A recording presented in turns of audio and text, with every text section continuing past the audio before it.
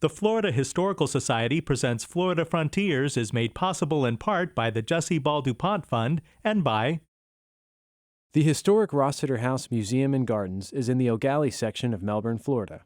Preserved as it was in the early 20th century, historic tours of the Rossiter House include antiques, artifacts, and family heirlooms, and the 1865 Houston Family Cemetery. The last resident of the home was successful businesswoman and philanthropist Caroline P. Rossiter. The historic Rossiter House Museum and Gardens is available for weddings and other special events. Florida Frontiers is also sponsored in part by the State of Florida through the Division of Arts and Culture and the National Endowment for the Arts.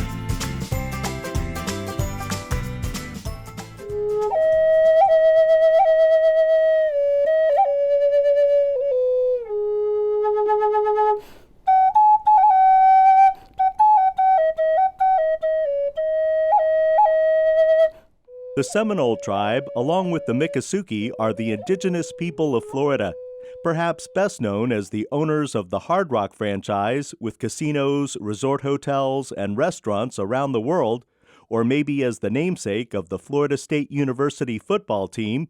There is much more to the Seminole story.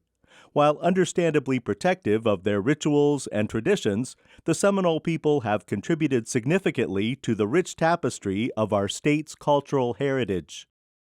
When Europeans first made contact with the indigenous people of Florida in the early 1500s, there were dozens of thriving native groups living here, including the Calusa, the Tequesta, the Ayes, the Yega, the Apalachee, and many others.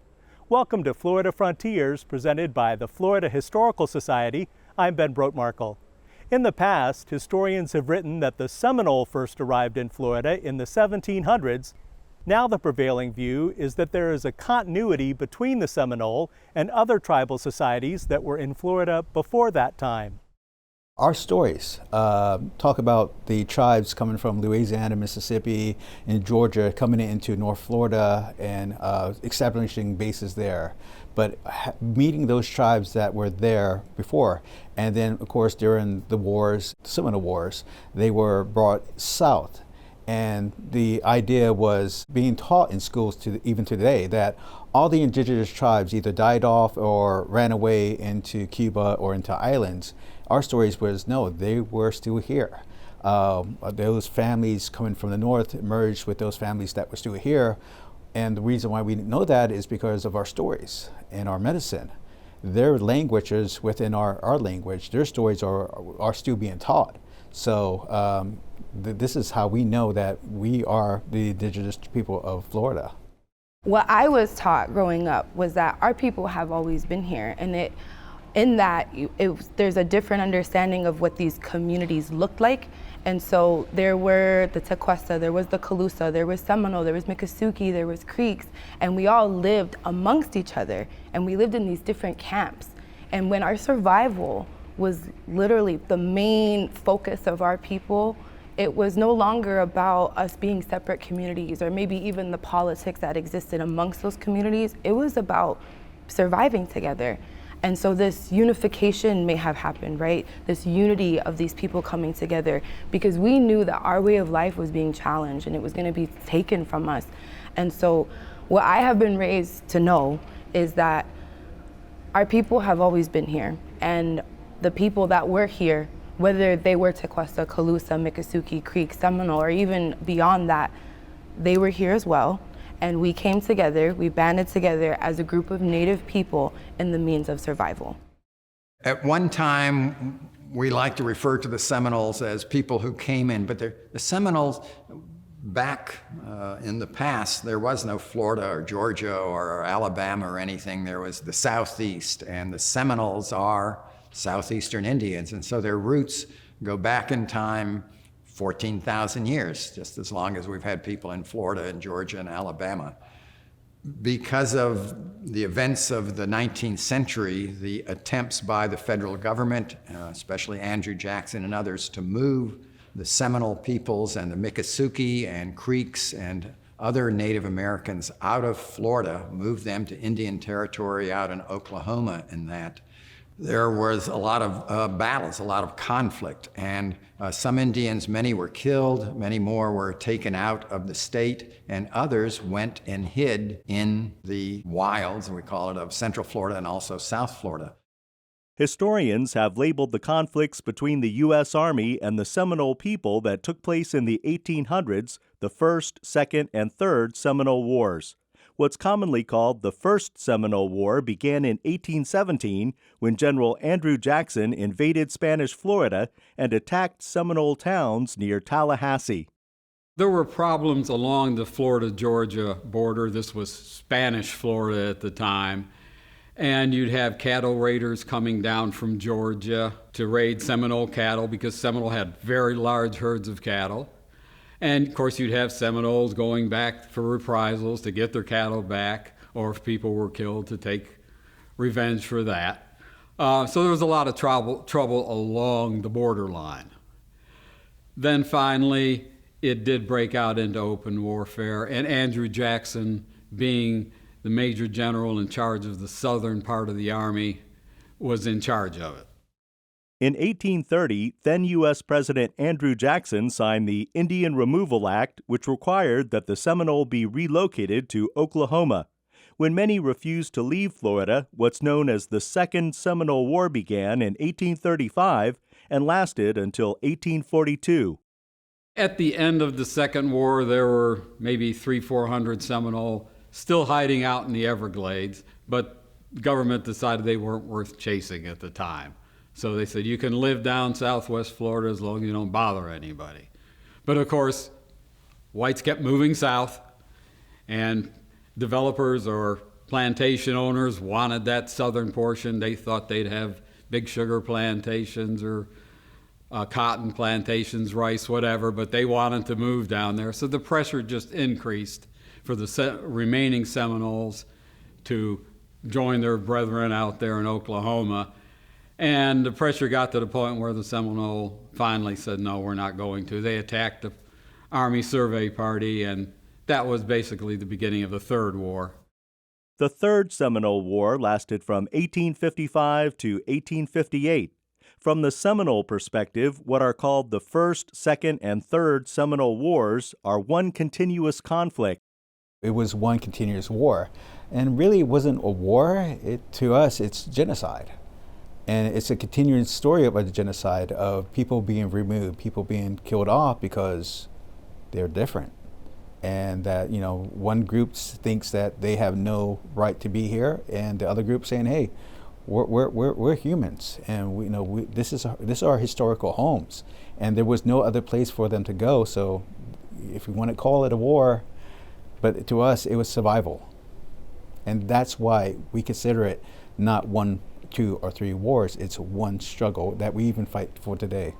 When you look at who we are as people, we were a people that passed on stories and traditions and language literally orally.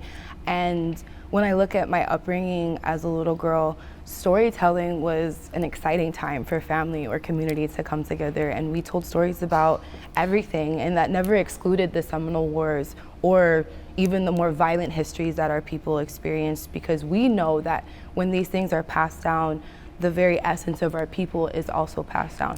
We are a strong people, we are a resilient people, we are an unconquered people. And to continue that sense of pride, that sense of identity even, is to pass down those stories. And so I remember hearing stories about Polly Parker. I remember hearing stories about our people having to hide out from soldiers, and the more violent aspects of that, like our babies suffering because they couldn't cry because we had to be quiet, our women being targeted and abused, our men being put at risk for, survival. And so these stories were talked about openly, and not in a way that was, shameful or anything like that, but proudly, because our people, our ancestors survived those things. And so why should we stop talking about those things? We shouldn't stray away from that. We are people that embrace our history, and we know that our history and our connections to this place that is now Florida, we know the history of it. And our future generations will know the history of it, even if that may not be portrayed accurately or correctly in educational curriculum or like these wider spaces of history. People escaping slavery in northern colonies came to Florida and joined the Seminole. After the Seminole Wars ended, hundreds of Seminoles were never captured and never signed a peace treaty, making them unconquered. To us, it means our struggle, our way of life lives on. And we have understanding it wasn't just us fighting. We had freemen fighting along beside us. That's the Black Seminoles. And we understood there was other people throughout the years that helped us become the Seminole Tribe of Florida, friends of the Seminoles. But it took our ladies, because we are a matriarchal society. We get our clans through our mothers. It is that power, it is that resilience that keeps us here. And so when we say we're the unconquered, we're actually saying it's our women, our ladies, that give us that right to say that, because we get our abilities from them. We get our families from them. We get our identities from them. So that is what we mean by the unconquered. As a Seminole, it's really important to learn how to do wood carving as a man.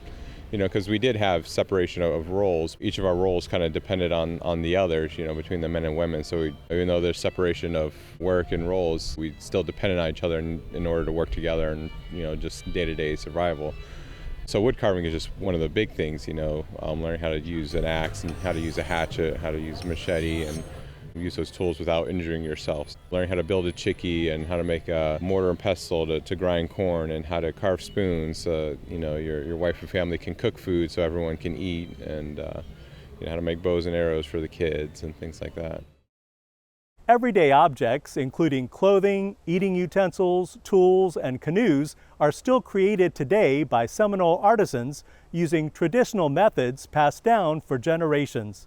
These everyday objects and the ways in which they are created help to preserve Seminole history and culture.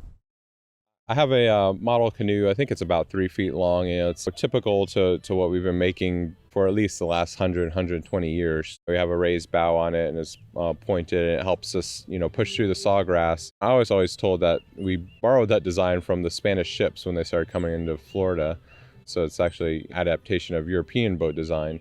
Our older boats were much more flatter. I guess the bow and stern were identical and kind of looked like an upturned duckbill, I guess is the best way to describe the shape of the ends of the older canoes. At least what I've been told through oral history. Because there's unfortunately not really many examples of Seminole canoes before about 1920 or so, or at least even photos of them. There's a few from the 1890s, a few photos, and then before that there's no museum examples or photography of canoes, Seminole canoes before then. So we're not sure exactly how many Seminole tribal groups were using that design, and if that changed at any point, or if we've been using it for hundreds of years. It was made mostly for tourism because Seminoles really didn't play with dolls. And if we did, like my mom, she said that she would use an iris bulb, and it kind of had what resembled hair, and she would play with that as a doll. As far as traditionally, we would make them mostly for sale. I also carve what we call softki spoons or okli spoons. That's just our traditional drink. It's just a soupy corn drink. Softki or okli, it can be any kind of soupy drink, but most often is from ground corn. And that was our staple, something we ate every day. And so the softki spoon is really important because it's something that was being used every day. And a well-used softki spoon will have a black handle from being used over the fire. So it's a very specialized large ladle is what it is. I have a lot of other smaller, just general eating spoons as well that I've carved, made from different local woods to South Florida area. So I have pop ash and guava and swamp maple. Some of the things I've carved the spoons out of. Rippled hair would be more traditional. So you could get your strips and you make your pile of strips, and then you would sew these strips together to make a long piece, and then you would cut those pieces down and then sew those pieces together, whether it's straight or diagonal like this. This would be one strip, and you could do more intricate patterns, and this would be like white, black, yellow, black, white strip, a long strip, and you cut those down and put those in between these parts. And then you get like the smaller squares, and these are all just strips, and you just cut them again and stitch them back together. I also have several different pairs of stickball sticks. Stickball is a traditional southeastern native game. Really all along the east coast of the United States, the natives played some version of this game. Up around the Great Lakes, they call it lacrosse. But down here in the southeast, we call it stickball. So I have several Seminole stickball sticks, and I have one pair that's, they look like very long,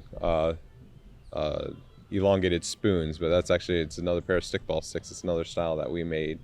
And as far as I'm aware, I think we're the only tribal group that makes stickball sticks in that style. Most of the others used kind of the bent hoop on the end to make their sticks. I grew up with my grandma Ruby, so when she would watch us, we would be sitting on the bed, and then she would be in a corner, and I grew up hearing the sound of the machine. It's kind of comforting. In the early to mid-20th century, the Seminole people were active participants in Florida's growing tourism industry. The Seminole became known for their dolls, baskets, and wood carving. That's also when the colorful, elaborately patterned clothing associated with the Seminole came into being. That tourism affected the way we clothe ourselves. And because of that, the more elaborate he was, that meant more people came to that shop. And so if the store owner could keep that Seminole longer, that meant more business for him. So he wanted to have that good relationship with that Seminole, because he wanted that Seminole to come back, because if that Seminole came back, more people would come to the store. A better deal would happen for the Seminole, because the merchant would have more business. So that relation between the tribal members and the business owners and that trade would be really, really great.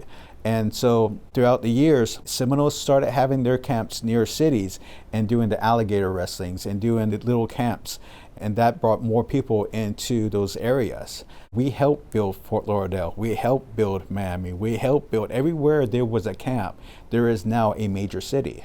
So we helped build those industries of tourism because people wanted to come and see the Seminoles. They wanted to come to see the unconquered. My grandma was always really open about her experiences with that as a young girl. She grew up on the Brighton Reservation, and she would tell stories about how her mother, our great-great-grandma Annie, would take her to Musa Isla, and she would go visit her sisters that lived there, her cousins, and she talked about, you know, that it was like a really weird setting and uncomfortable, because even back then as a little girl, she even recognized that our people were being put on display. She recognized that. And so she talks about when, you know, they would hear the boats coming in and they would dock, and all these tourists would come off and they would take pictures of them literally just living their lives, because it was like a living Indian village camp, right? And yeah, these tourists would come and they would take pictures of them and then hand them a quarter, which was everything to them because that became their spending money. And she talks about how she was very shy and it made her feel very uncomfortable, and because of that it would make them kind of want to, in a way, hide. But they were encouraged by some of the older people in the camp, like, you know, show them how we live, like this is how we live, this is how we make our money now. And so it was, you know, unfortunate because you look at it in this lens of forced assimilation, like our people had to survive in that way. And although we were forced into it, our people still found a way to thrive in those settings. And again, it goes back to the resiliency and the beauty of our people, of just always being able to pivot and figure it out and still remain intact as a community and keep our language and our culture and our tradition alive, despite pretty much everything around us trying to take that away from us. Driving around the Big Cypress Reservation, where the Ah-Tah-Thi Ki Museum is located, large herds of cattle can be seen grazing in expansive fields. Cattle are an important part of Seminole history. From cattle keeper, from the first kind of the historical of Seminoles owning cattle to even today, I think we are the second or third biggest cattle owners in Florida. Cattle runs through our blood. My grandpa Willie Frank, he had a herd of cattle here on the Big Cypress Reservation. So cattle to the Seminole people, this is how we are first introduced to business and having that relationship with that market. Cattle is really, really important to our survival.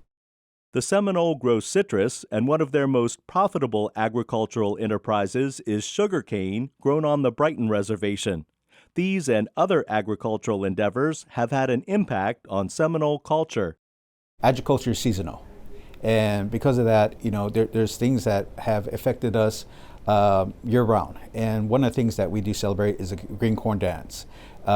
There's a story of how we are introduced to corn dance, or the corn, and we honor that process, and to make sure that we see this as the beginning of our year. Tribal members, they come together, like I said, in families and in groups and clans, and they celebrate the new year. And this is, because it is an agricultural kind of a celebration. And this is how, one of the things that we do on a yearly basis. The Ah-Tah-Thi Ki Seminole Museum is located on the Big Cypress Reservation. Ah-Tah-Thi Ki means a place to learn or a place to remember. We have culture departments, we have elders, we have people who tell stories. And what we try to do here is to inspire our tribal members to bring that spark, to learn a little bit about themselves, and then point them in the right directions to go. If you want to know your language, go to the culture department. If you want to learn a little bit about your history, this is a person you need to talk to. Preserving our culture, we have an oral history, an archive that we can have tribal members come and listen and learn from.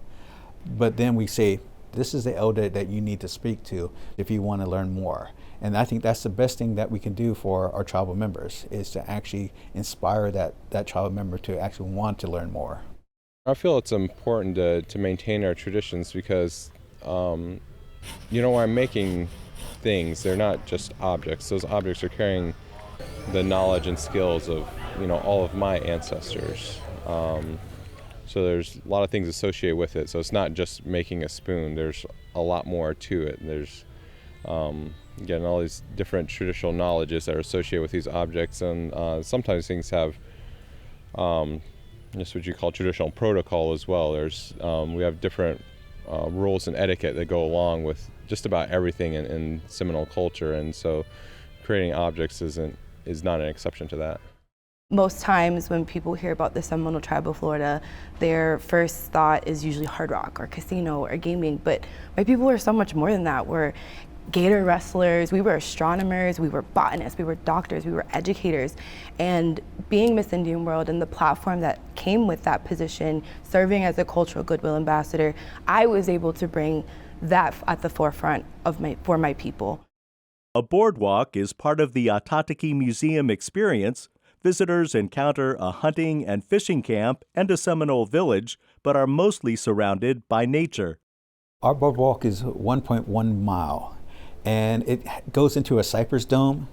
Now, it's really hard to do that today because of a lot of the federal laws or protection laws, so it's hard to go into a dome like this. This was made back in the 80s and 90s, and so you'll go into and you'll see a pristine area, a very clean area. And you'll see sometimes wildlife in there, bears, panthers, foxes, raccoons, but you'll also be at peace. If you go in there with an open mind, you'll actually have nature talk to you. And you just go in there and you can lose yourself for 2 or 3 hours. We've had people, actually stay in those areas for about 4 hours, reading each and every sign and just in a journey. And they come out like a brand new person. So it is an incredible place in there. Today, the Seminole Tribe of Florida owns the Hard Rock franchise with casinos, resort hotels, and themed restaurants around the world. While the Hard Rock franchise helps to secure the financial security of the Seminole in Florida, the Ah-Tah-Thi Ki Museum, a place to learn and a place to remember, helps to preserve Seminole history and traditions for future generations. You've been watching Florida Frontiers, presented by the Florida Historical Society. Visit us anytime online at myfloridahistory.org. Thanks for joining us. I'm Ben Brotemarkle.